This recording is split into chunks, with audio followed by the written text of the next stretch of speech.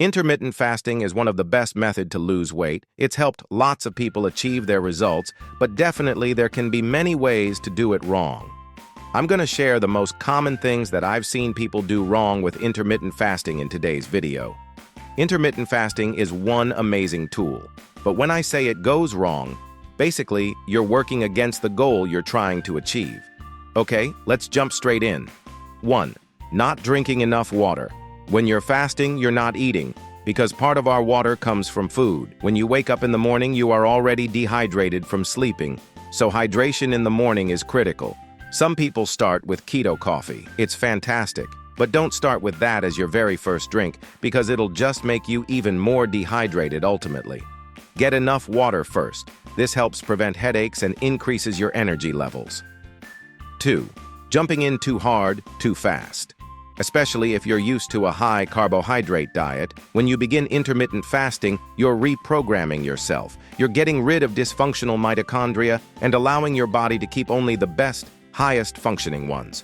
So starting immediately with long fasts like 16 hours can be overwhelming. Ease into it to improve consistency and results. 3. Not having electrolytes. Water alone isn't always enough. It's important to get electrolytes as well.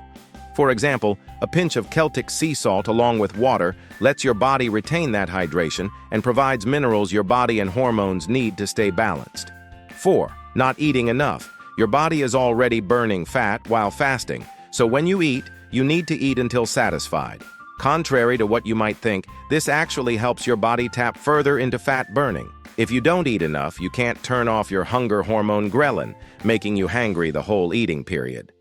5. Having collagen in your keto coffee. This has gotten really trendy, and I get why you might think it's good.